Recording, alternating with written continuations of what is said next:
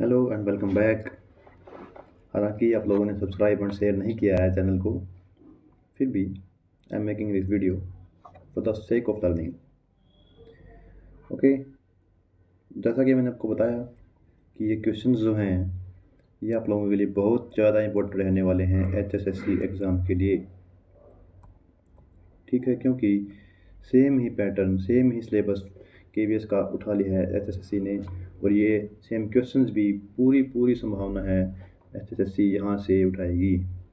तो आज हम डिस्कस करेंगे PRT का रिस्पॉन्स शीट, क्योंकि syllabus PRT, TGT and PGT का सेम ही था KVS में पेडागोजी का। तो क्वेश्चंस भी हमारे मिक्स रहने वाले हैं और यहाँ से क्वेश्चन 90% चांसेस है कि यहाँ से क्वेश्चंस उठेंगे। तो अपना फर्स्ट क्वेश्चन है, which one of the following plays a major role in learning of the child. इसमें जो which one of the following major role, learning में क्या मेजर रोल प्ले करता है? ग्रोथ, डेवलपमेंट, मैचुरेशन या इमोशन। और ये हमारे जो आंसर्स हैं ये अकॉर्डिंग टू आंसर की रहने वाले हैं, ऑफिशियल आंसर की। ठीक है, ये आंसर्स ऑफिशियल हैं। चलिए बताइए फर्स्ट का क्या आंसर रह सकता है? मैचुरेशन। ओके, मैचुरेशन हमारे लर्निंग में, चाइल्ड के लर्निंग में एक मेजर रोल प्ले करेगा। ये सभी कुछ ना कुछ रोल प्ले करेंगे, बट मैचुरेशन इन सबको मिला के, ग्रोथ एक जगह रुक जाए तो मैचुरेशन हो जाएगी। ठीक है, तो इसका एक बेस्ट आंसर है maturation.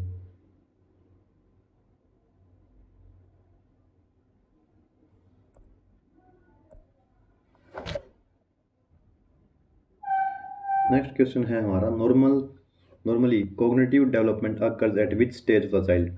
Cognitive development of the child की वो कौन सी स्टेज में, कौन सी एज में अकर होती है?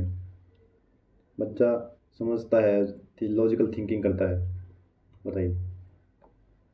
6 to 12 ईयर्स। 43rd है, the thinking part of the child development comes under. Thinking part of the child का डेवलपमेंट का वो कौन सी इसमें से डोमेन के अंदर आता है? Thinking part obviously cognitive domain.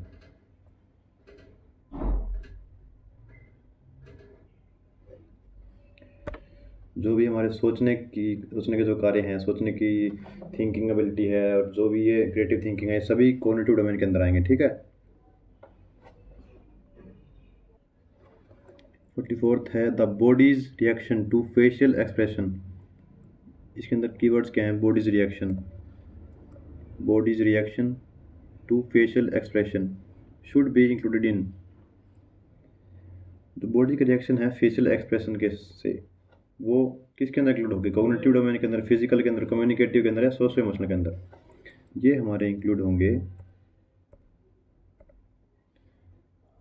Socio emotional के अंदर, क्योंकि बॉडी जब रिएक्शन दे रही है, रिएक्शन देना किसी चीज़ को सोशो के अंदर आएगा, सोशल डोमेन के अंदर आएगा, और ये जो एक्सप्रेशन है ये इमोशनल डोमेन के अंदर आते हैं। ठीक है। 45 क्वेश्चन है, which one of the following could B stronger need among adolescents. Adolescents के अंदर सबसे ज़्यादा स्ट्रोंगर नीड कौन सी हो सकती है इनमें से? एडोलसेंट्स के अंदर फिजिकल नीड होगी, सोशल इमोशनल होगी, बिलोंगिंग होगी या डिसिप्लिन होगी? देखिए, ये सभी नीड उनके अंदर होगी, ये सभी नीड हर किसी के अंदर होती है, बट जो एडोलसेंट है वो हमारा, वो एक स्ट्रेस एंड स्ट्रॉम की अवस्था से गुजरता है, उसके लिए सोशल एंड इमोशनल नीड्स बहुत ज़रूरी है। ठीक है, क्योंकि इसको स्टैनले हॉल ने भी कहा है कि स्ट्रेस एंड स्ट्रॉम की अवस्था एडोलसेंट को। That's why social and emotional needs could be stronger need among adolescents. 46th question है, nowadays which one of the following abnormal trait normally seen in adolescent youths। जो हमारे किशोर हैं उनके अंदर कौन सा ट्रेट देखने को मिलता है नॉर्मली आजकल? जी, वायलेंट बिहेवियर देखने को मिलता है। ठीक है,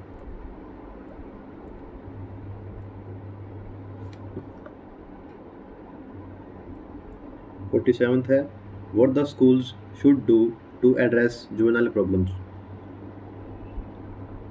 तो जो किशोरावस्था है ना, जो उसकी प्रॉब्लम्स है, उसको एड्रेस करने के लिए स्कूल्स को क्या करना चाहिए।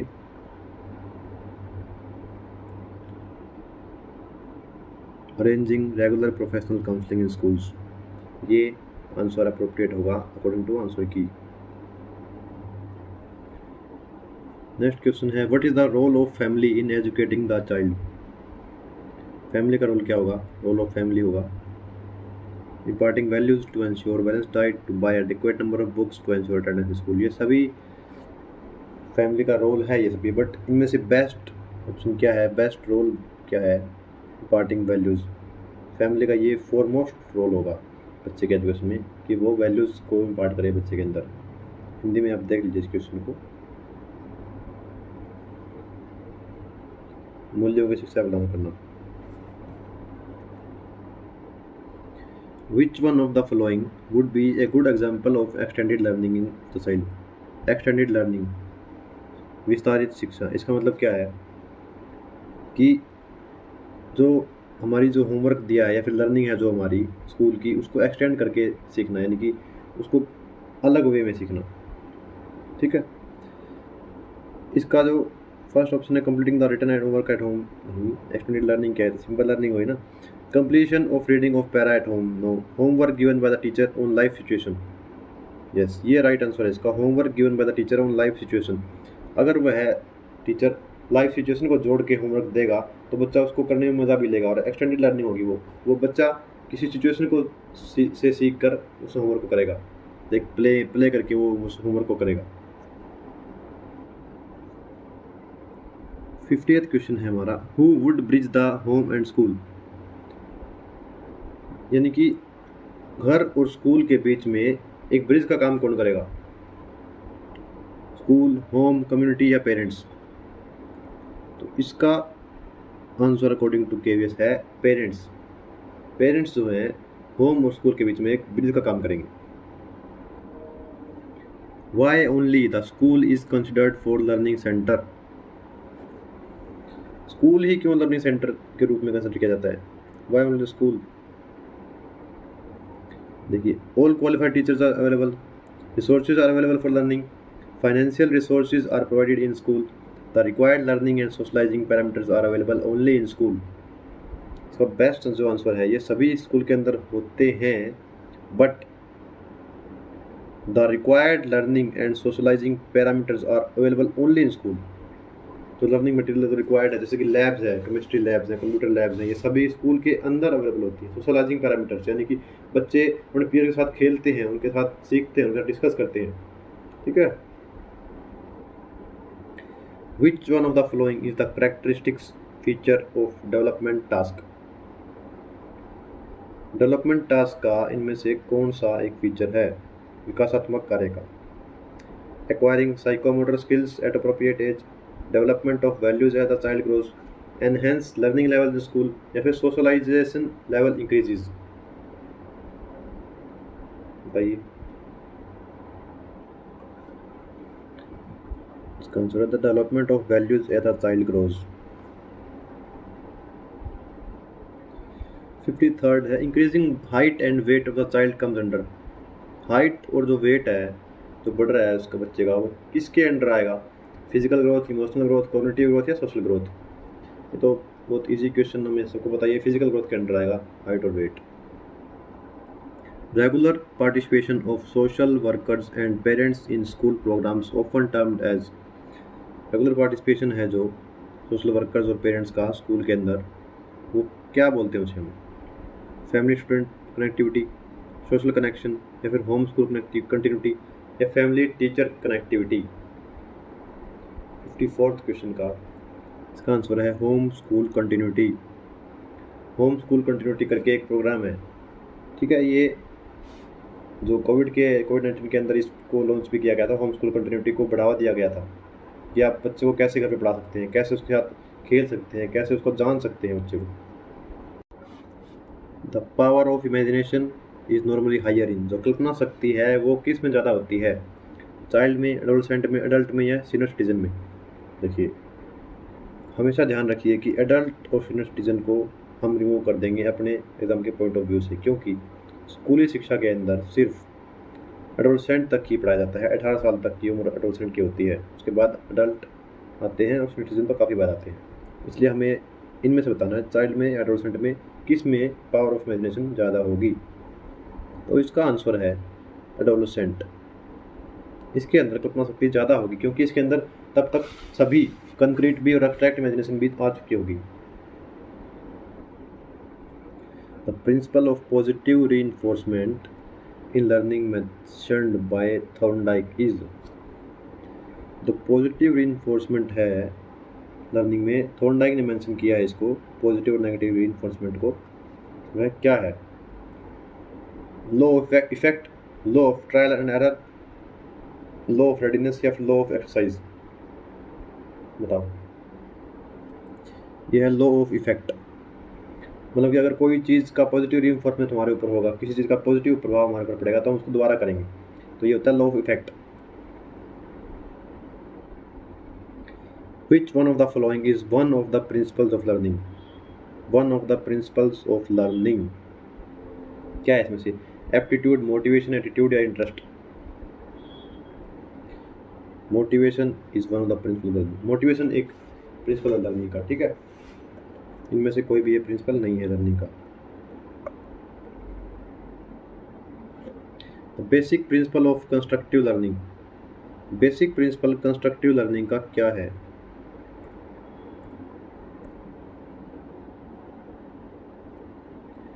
Integrated learning, the learner builds new knowledge upon foundation of the previous knowledge, diversity या convergence? Basic principle constructive learning का इनमें से क्या है? The learner builds new knowledge upon foundation of previous learning. जो हमारा बच्चा है वह नई नॉलेज जो बनाता है वो प्रीवियस लर्निंग को ध्यान में रखते हुए गेन करता है, ठीक है। उसी को बेसिक प्रिंसिपल है वो कंस्ट्रक्टिव लर्निंग का।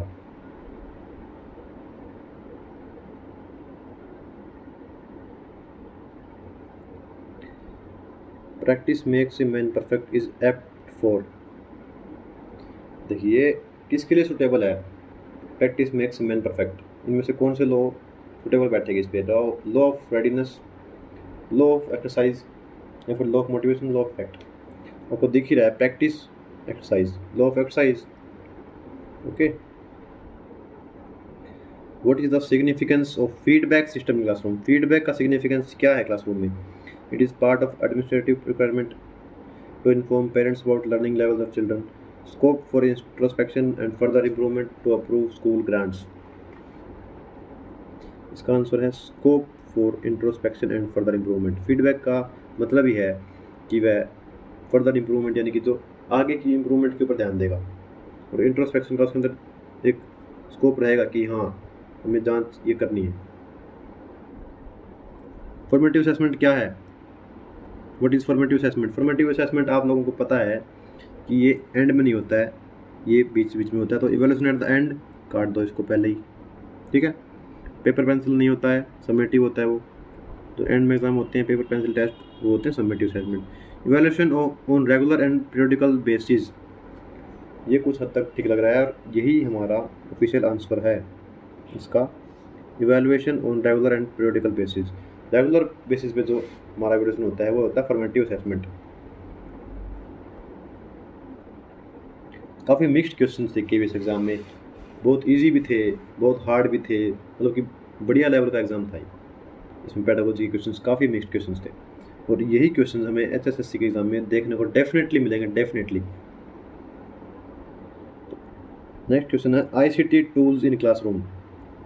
आईसीटी टूल्स है जो वो क्लासरूम में वो रिप्लेस करेंगे टीचर को, या सप्लीमेंट होंगे टीचर के, ठीक है, या फिर can be threat to children, या फिर can be best teaching and learning aid? बताइए। रिप्लेस तो टीचर को नहीं करेंगे, वो टीचर को रिप्लेस नहीं कर सकते हैं हम, तो सप्लीमेंट होंगे टीचर का, मतलब कि टीचर की हेल्प करेंगे, वो सप्लीमेंट देंगे, यानी कि साथ साथ चलेंगे टीचर के आईसीटी टूल्स।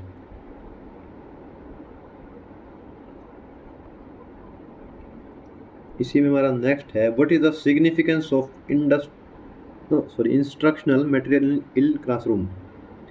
जो हमारा इंस्ट्रक्शनल मटेरियल है क्लासरूम में, उसकी सिग्निफिकेंस क्या है, बताओ भी। कक्षा में शिक्षण सामग्री का क्या महत्व है। ये क्यूरियोसिटी को बढ़ाता है, या मोनोटोनी को ब्रेक करता है, इट इज़ एडमिनिस्ट्रेटिव रिक्वायरमेंट, या फिर लर्निंग को एनहेंस करता है।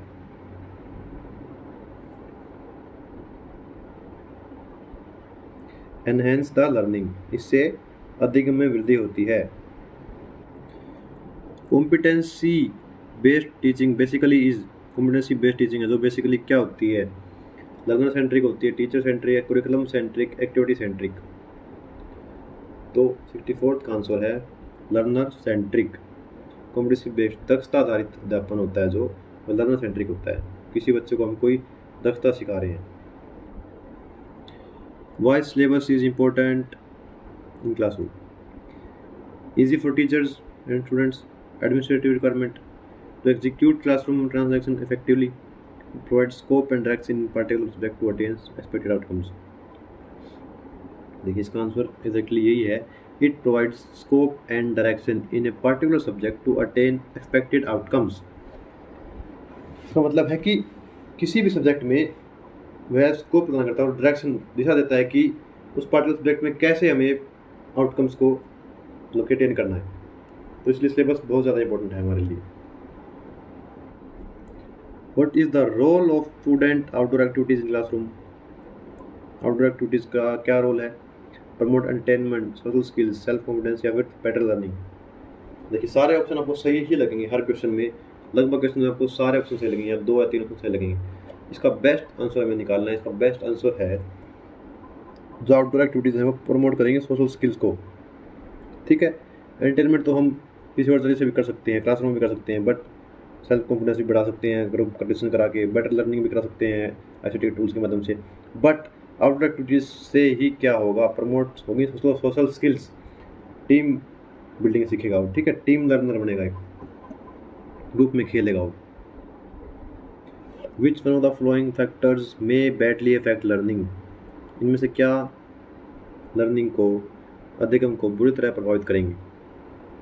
जो देखिए क्वेश्चन कितना अजीबोगरीब क्वेश्चन है ये।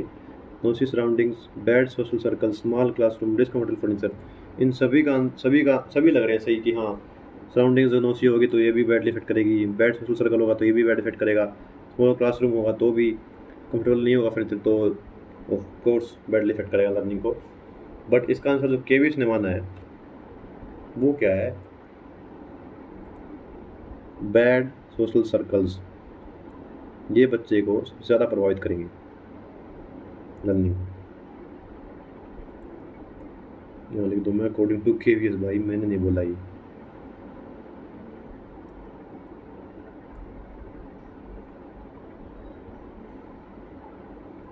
सिक्सटी एट्थ है, what should be the nature of teacher student relationship. तो भैया एक और ट्रिकी क्वेश्चन आ गया आपके सामने, टीचर स्टूडेंट रिलेशनशिप कैसी होनी चाहिए। हाई डिग्री ऑफ इंटीमेसी, घनिष्ठता होनी चाहिए ज़्यादा से ज़्यादा, desirable social behaviour, supportive and non threatening, unbiased. बताओ, अनबायस्ड भी होनी चाहिए और सोशल बिहेवियर भी अच्छा होना चाहिए, बट इंटीमेसी तो नहीं होनी चाहिए टीचर स्टूडेंट रिलेशन में। ठीक है,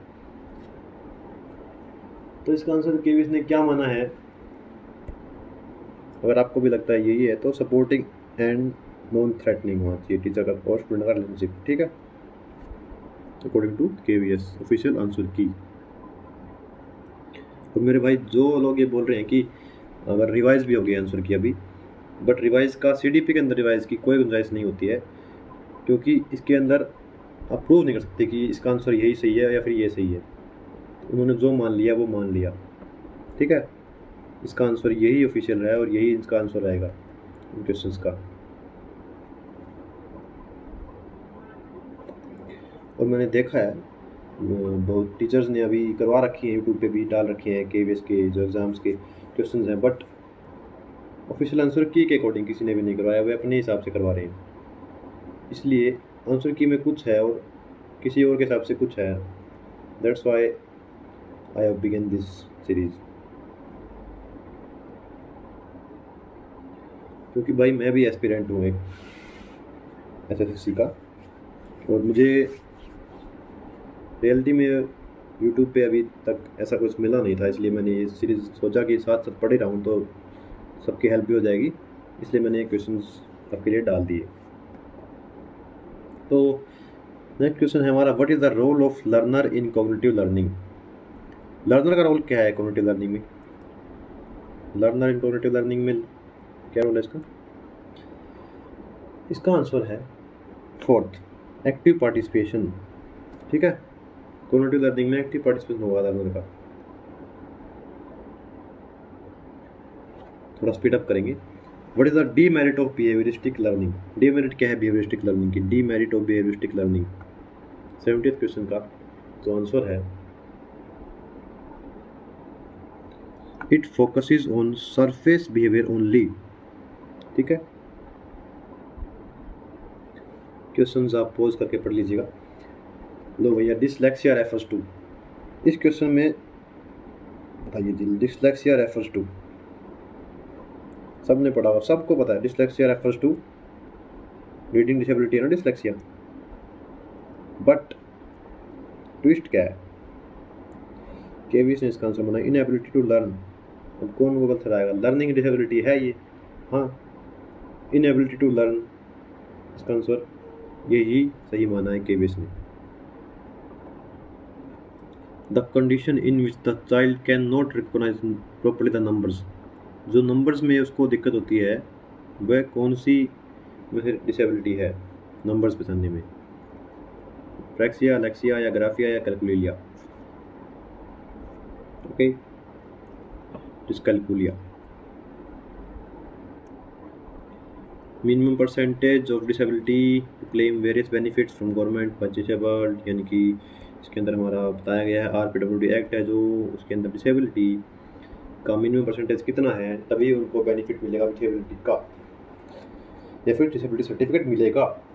इतनी परसेंटेज होनी चाहिए, ये आपको 40% डिसेबिलिटी होनी चाहिए।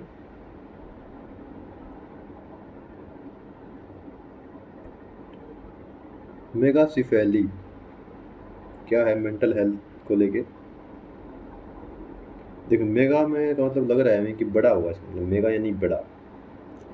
तो इसका आंसर आपको क्या लगता है? लार्ज साइज ब्रेन या फिर हेड, लार्ज साइज हेड। इसमें जो हेड का आकार है वह नॉर्मली से ज़्यादा बड़ा होता है मेगासिफेली में। सिफेली आपने पता ही है, सिफेली यानी कि सिर। Purpose of Manodarpan, the programme recently launched by ministry of education. Manodarpan का पर्पस क्या है? इसका पर्पस है स्पोर्ट्स नहीं है, वैल्यू नहीं है, साइंटिफिक टेम्पर नहीं है, इसका पर्पस है to provide psychological support to the students for stronger health, mental health. ठीक है, psychological support students and teachers, teachers भी इसके अंदर इंक्लूड है मनोदर्पण के अंदर। ठीक है, what should be the quality of mental health counsellor. Mental health counsellor की क्या क्वालिटी होनी चाहिए? एम्पैथी, एपैथी, सिंपैथी या इमोशंस? इसकी क्वालिटी क्या होगी? काउंसलिंग कैसे करेगा वो, जब वो पता कर पाए कि बच्चे के अंदर चल क्या रहा है। एम्पैथी होनी चाहिए उसके अंदर। एम्पैथी का मीनिंग होता है कि किसी मतलब कि किसी के अंदर जो अगर चल रहा है, प्रॉब्लम चल रही है किसी के अंदर, तो उसको अपने अंदर रख के देखना कि अगर मैं इसकी जगह होता तो क्या करता। वो होती है एम्पैथी। सिंपैथी होती है दया करना, सहानुभूति दिखाना। सिंपैथी और एम्पैथी डिफरेंट होती है, आप एक बार देख लीजिए इसको ज़रूर। और empathy is the best method, और ये जो टीचर के लिए भी एक बेस्ट मेथड है एम्पैथी। अगर कुछ उसको अगर पता करना है कि प्रॉब्लम क्या है बच्चे के अंदर, किस लिए वह पढ़ नहीं पा रहा है, या फिर किस लिए वह जो भी उसके अंदर प्रॉब्लम चल रही है वह उसका रूट कॉज क्या है, इसलिए एम्पैथी ही बेस्ट होती है ये पता करने के लिए। विच one of the following is not responsible for mental disorder. इनमें से क्या है जो मेंटल डिसऑर्डर के लिए उत्तरदायी नहीं होगा? यानी कि hormonal imbalance, malfunction of brain, traditions and custom, या फिर इमोशनल डिस्टर्बेंस। यानी ये ट्रेडिशंस एंड कस्टम्स नहीं रिस्पॉन्सिबल होगा ना मेंटल डिसऑर्डर के लिए। ठीक है, तो autism is a type of visual disability, sense disability, intellectual disability या फिजिकल डिसेबिलिटी। ऑटिज्म जो है वो एक इंटेलेक्चुअल डिसेबिलिटी है, बौद्धिक दिव्यांगता। The following could be an example of community learning centre. Community learning centre का एग्जाम्पल क्या होगा? Best example local animal centre, cinema hall, home या टेम्पल। एक मैडम ने यूट्यूब पे इसका आंसर सिनेमा हॉल भी करवाया है, बट केवीएस के अकॉर्डिंग इसका आंसर है local animal centre.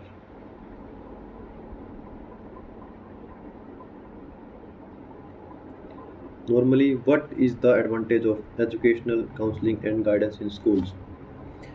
Educational counselling और गाइडेंस जो है उसका क्या एडवांटेज है स्कूल के अंदर? Direction to job careers, boosting confidence, academic excellence, preparation for job interviews. देखिए, एजुकेशन काउंसलिंग और गाइडेंस का क्या इंपॉर्टेंस हो सकता है हमारे स्कूल के अंदर। ये जॉब की बात छोड़ दो, अभी एकेडमिक एक्सीलेंस की भी नहीं बात करते हैं हम, जॉब इंटरव्यूज की बात भी नहीं करते हैं। तो boosting confidence to take healthy decisions. Who is responsible for smooth running of school? कौन रिस्पॉन्सिबल है स्मूथ रनिंग की स्कूल के लिए? Principal. Okay. Crisis manager in school, crisis manager कौन होगा स्कूल में? ये प्रिंसिपल होगा, स्मूथ रनिंग करवाएगा, और एक क्राइसिस मैनेजर होगा, संकट प्रबंधक होगा ये स्कूल में।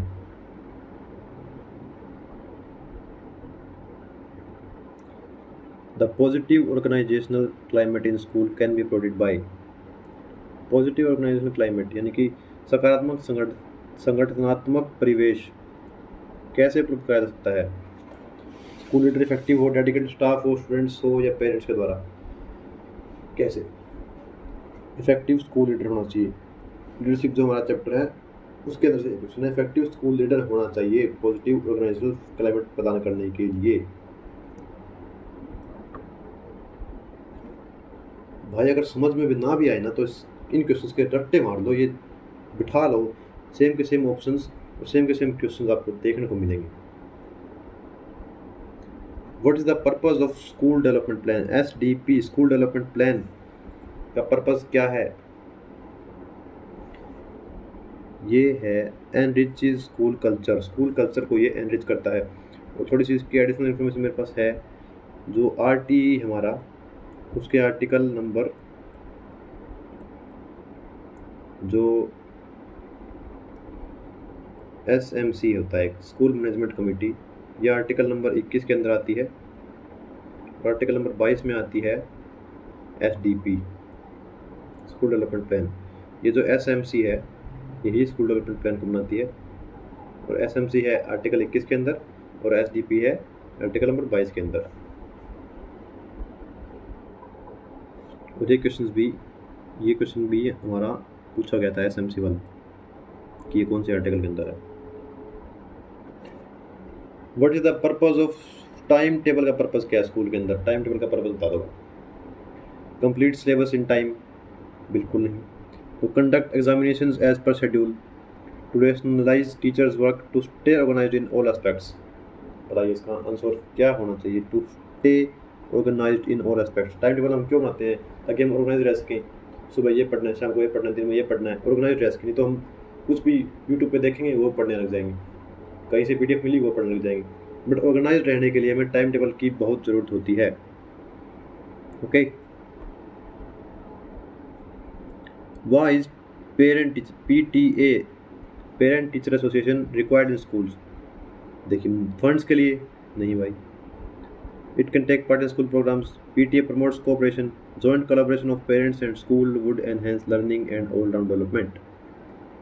सबसे बड़ा आंसर, सबसे बड़ा तुक्का, सबसे बड़ा आंसर, यानी कि आंसर इसका यही सही है, joint collaboration of parents and school would enhance learning and all round development. इसका मतलब समझ गए होंगे आप, लर्निंग को एनहेंस करेगा जब पेरेंट्स और टीचर्स एक साथ होंगे तो बच्चे को जान पाएंगे और बच्चे की ऑल राउंड डेवलपमेंट कर पाएंगे। How to improve teaching learning process in classroom? Teaching learning process को कैसे इंप्रूव करेंगे? क्वालिफाइड टीचर्स रखेंगे, डिसिप्लिन स्टूडेंट्स होने चाहिए, non threatening supporting classroom management होना चाहिए, वेल वेंटिलेटेड क्लासरूम होना चाहिए। क्या होना चाहिए?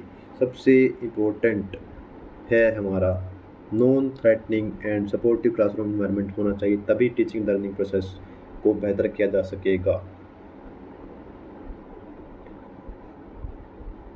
Flowing factors is important for learning class, which of the following, इनमें से क्या है जो लर्निंग को लर्निंग के लिए सबसे इम्पोर्टेंट है? Concentration, attention, motivation, interest. भाई साहब एक और घुमावदार क्वेश्चन आपकी तरफ आ गया है। स्पिन, पूरी तरह से स्पिन गेंद है ये देखिए आप। कंसंट्रेशन भी होना चाहिए, टेंशन भी होना चाहिए, मोटिवेशन भी होना चाहिए, इंटरेस्ट भी होना चाहिए, बट इनमें से सबसे इंपॉर्टेंट क्या है फैक्टर लर्निंग के लिए? केवीएस ने माना है मोटिवेशन। मोटिवेशन ही नहीं होगी तो क्या अटेंड करेगा, क्या कंसंट्रेट करेगा, क्या इंटरेस्ट दिखाएगा? जब स्कूल में नहीं आएगा उसका मोटिवेट होकर स्कूल में ही नहीं आएगा कि मुझे पढ़ना है। ठीक है, तो मोटिवेशन बहुत ज़रूरी है इसके लिए। हमारा सेकंड लास्ट क्वेश्चन है, which one of the following quality of teacher will enhance learning? इनमें से कौन सी क्वालिटी टीचर की जो लर्निंग को एनहांस करेगी, लर्निंग में वृद्धि करेगी? Communicative ability, physical personality, inspiring ability या गाइडिंग एबिलिटी? इसका आंसर है इंस्पायरिंग एबिलिटी, यानी कि इंस्पायर करेगा वो बच्चे को, तभी जाके एनहांस होगी लर्निंग। पीआरटी का, हाँ ये पीआरटी का पेपर है तो इसमें 100 क्वेश्चन है, तो अभी हमारे 11 क्वेश्चन रहते हैं। तो 90th है हमारा, which is the competent authority to decide qualification for teachers? Teacher की क्वालिफिकेशन कौन डिसाइड करता है, कौन सी अथॉरिटी डिसाइड करती है? बताओ, बीच में से देख लीजिए आप ऑप्शंस।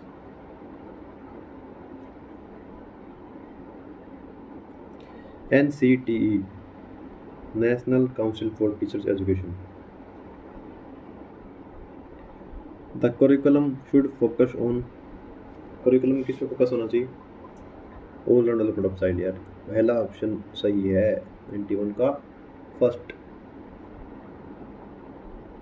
92 का, विच one of the flowing recommended opening of Navodaya Vidyalaya? लो भाई, केबीएस के अंदर एनवीएस का क्वेश्चन आ गया। नवोदय विद्यालय की ओपनिंग के लिए कौन सी पॉलिसी ने रिकमेंड किया था? ये किया था NEP 1986 ने। इसी के बेस पे एनवीएस को सेट किया गया था, एनवीएस को। Which commission suggested 3 language formula in education? 3 language formula जो है एजुकेशन में, वो कौन सी कमीशन ने सजेस्ट किया था? कोठारी कमीशन ने। As per RT act 2009, non detention system is applicable to class. कौन सी क्लास तक हम फेल नहीं कर सकते बच्चे को? 8th क्लास तक।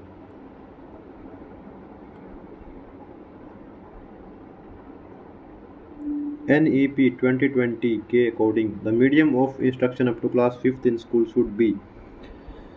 5th क्लास तक क्या मीडियम होगा स्कूल में? इंग्लिश होगा, हिंदी मीडियम होगा, या फिर मदर टंग होगा? मदर टंग रीजनल लैंग्वेज होगा।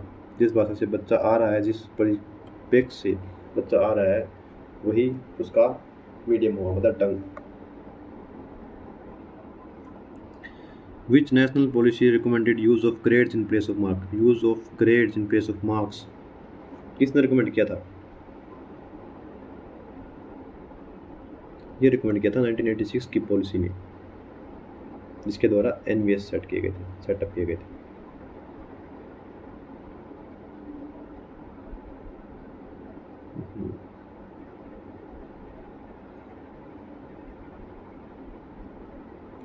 In which year the constitution was amended to include education in concurrent list?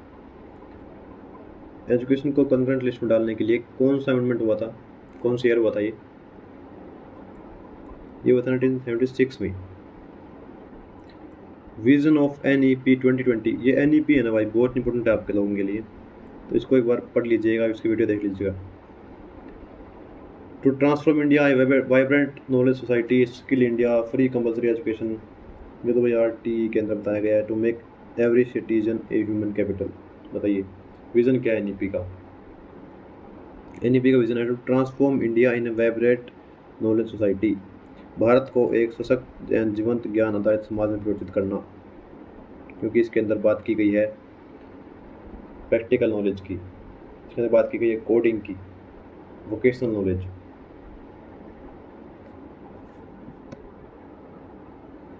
What is the integrated learning in school education? Integrated learning क्या है school education में? Process of making connection with new situation in life, learning of subject together, learning of curricular and co-curricular, learning of crafts and arts. Integrated learning क्या है? Process of making connection with the new situation in life and cross learning with other subjects. यही है हमारी integrated learning, यानी कि connections जोड़ना किसी भी नई परिस्थिति के साथ और उसी को जोड़ना हमारे सब्जेक्ट के साथ, जैसे कि एसएसटी से वायु प्रदूषण में, जल प्रदूषण में, ये कनेक्शंस जोड़ना लाइफ के साथ कि हम अगर ये पानी पिएंगे तो कैसा होगा, ऐसे ही हम सांस लेंगे तो क्या होगा। ठीक है, इसको बोलते हैं इंटीग्रेटेड लर्निंग। लास्ट क्वेश्चन है, रूसो इज एसोसिएटेड विद, बताओ भाई रूसो किसके साथ संबंधित है? ये है नेचुरलिज्म के साथ संबंधित है रूसो। ठीक है, उन्होंने नेचुरलिज्म की थ्योरी दी थी। तो ये हमारा सेशन यहीं पे आई थिंक ख़त्म होता है। बिल्कुल, तो भैया लाइक शेयर सब्सक्राइब तो कर ही देंगे आप, मुझे पता है आपने बहुत ही पहले भी बड़े लाइक्स किए हैं, सब्सक्राइब किया है, कोई बात नहीं, आपको हेल्प मिलनी चाहिए। इट्स ओके, मैं भी अपनी तैयारी कर रहा हूँ और मुझे कोई ऐसा खास एक्सपीरियंस है नहीं यूट्यूब पे, तो इट्स ओके। अगर आपका मन करे तो सब्सक्राइब कर दीजिएगा और शेयर प्लीज़ शेयर कर दीजिएगा यार, क्योंकि बाकी लोगों की भी हेल्प होगी इससे। ये नहीं है कि कंपटीशन बढ़ जाएगा हमारा, किसी और सब्जेक्ट में शेयर कर दो भाई, अगर तुम इंग्लिश किया तो हिंदी में शेयर कर दो, हिंदी के तो इंग्लिश में शेयर कर दो भाई, शेयर करो यार। शेयर करने से ऐसा मत समझो कि तुम्हारा कंपटीशन बढ़ जाएगा या फिर हमारा सिलेक्शन नहीं होगा, तुम्हारा ही सिलेक्शन होगा अगर तुम शेयर करोगे तो। ज्ञान बांटने से ही बढ़ता है। ठीक है, थैंक यू।